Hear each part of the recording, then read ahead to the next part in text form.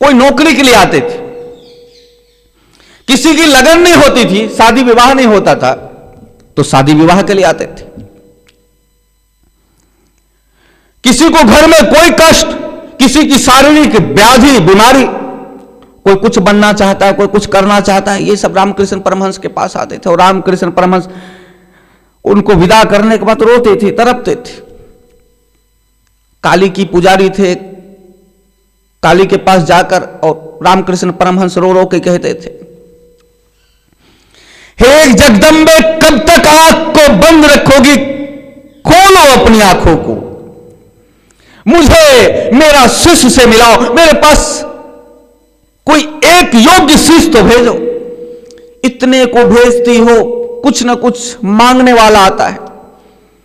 किसी एक को ऐसा भेजो जिसे मैं दूं, अपना हृदय का विराट दरवाजे को खोल दूं, जिसको देखकर मुझे सुकून मिले, जिसको देखकर मुझे चैन मिले। मैं वो सारा खजाना उसे अर्पित कर देना चाहता हूं, मैं उसे सब दे देना चाहता हूं। भेजो किसी एक को, ये हजारों को भेजती हो, ये किस काम का? ये मायावी सब हैं, इनको कुछ ये चाहिए, कुछ वो चाहिए, कुछ ये चाहिए।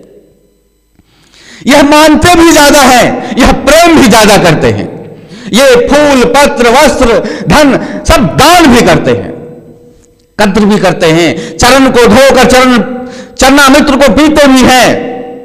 इनके घरों पे जब जाता हूं तो ये जश्न भी मनाते हैं, ये खुशियां भी मनाते हैं, ये कहते हैं कि मेरे घर भगवान आ गया। लेकिन यह स्वार्थ का भक्ति है, यह कुछ चाह रहे हैं, वह माया चाह रहे, यह विवाह करना चाह रहे, इनको संतान नहीं हो रहा है, संतान चाह रहे, नौकरी नहीं लग रही, नौकरी इनको चाहिए, ये बूढ़े हो रहे हैं, ये जवान होना चाहते हैं, इनके बाल सफेद हो रहे हैं, ये काला कराना चाहते हैं, ये धनहीन है, धनवान बनना चाहते हैं। ये सब कुछ ना कुछ मुझे, मेरे पास ऐसा व्यक्ति को भेजो, हे जगदम्बे, ऐसा व्यक्ति को भेजो जिसे मैं कुछ दूं और वो मुझसे कुछ ना मांगे, जिसे मैं सब कुछ दे दूं और वो मांगे ना मुझसे। मैं वह ज्ञान उसे दे देना चाहता हूं। हे जगदम्बे, कोई सत्य का खोजी को भेज मेरे पास, कोई एक तो भेज। इतनी आबादी बनाई है, इतने बच्चे को पैदा करी है, क्या तेरे सब पुत्र ऐसे ही हुए? हे जगदम्बे, ये जन समुदाय से भरा हुआ संसार में कोई एक को भी नहीं पैदा तुमने की है कि जो जिज्ञासु हो, जो धन को ना खोज रहा हो, जो पुत्र को ना खोज रहा हो, जो नौकरी को ना खोज रहा हो, जो मान सम्मान को ना खोज रहा हो, वह सत्य को खोज रहा हो। कोई एक तो बनाई होगी ना तुमने, एक भी नहीं है। वर्षों हो गए, 10-12 साल से बोल रहा हूं, कोई नहीं आ रहा है। कोई एक तो आए, कोई एक तो आए और ऐसा चीख रहे। विवेकानंद आते हैं, गले लगाते हैं, आहा मन की मुराद।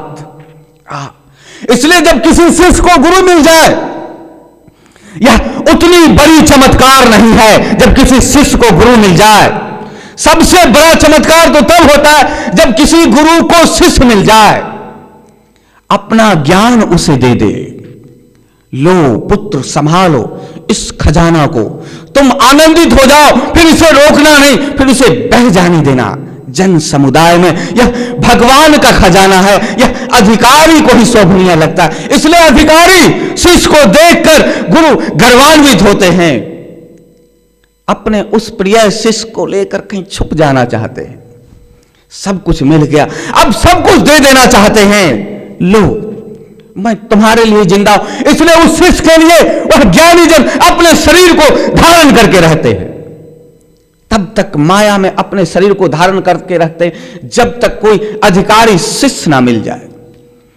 तब तक हजारों लोगों से मिलते हैं, लाखों लोगों के बीच में जाते हैं, हजारों सत्संग करते हैं, प्रवचन करते हैं, सिर्फ एक शिष्य की तलाश। एक शिष्य, कोई एक शिष्य हो जिसे मैं अपना दे दूं, अपना दे दूं। रामकृष्ण परमहंस को जैसे विवेकानंद मिले, गले से लगाए कि आ पुत्र आ, छुप जाओ। रोने लगे, आंखों में आंसू भर गए, बार बार गले लगाते, बार बार उसके हाथों को चूमते। बार बार बैठाते, जैसे सबसे बड़ा खजाना मिल गया हो उन्हें, उनकी इच्छाएं पूर्ति हो गई। ठीक उसी प्रकार से जब ज्ञान की प्राप्ति हो तो बहुत से जन चुप हो जाते हैं। उनमें से कोई एक भी रामकृष्ण परमहंस की तरह चीख पुकार करता है, इस प्रकृति के सामने बार बार विनती करता है, हे प्रकृति, मेरा पुत्र मिला क्या? मेरा पुत्र कहीं पैदा हुआ क्या? मुझे जल्दी से सूचना दो, और देखना, उसका ख्याल रखना, उसको मुझ तक पहुंचाना, देखना उसको मुझ तक जरूर लेकर आना, कैसे भी करके लेकर आना। यदि तुम मुझ तक नहीं पहुंचा सकती हो तो हे प्रकृति, मुझसे कह देना, मैं उस तक पहुंच जाऊंगा, किसी भी तरीके से मैं उस तक पहुंच जाऊंगा। मेरा पुत्र, मेरा शिष्य मेरे पास लेकर आओ। यह बड़ा ही गजब है।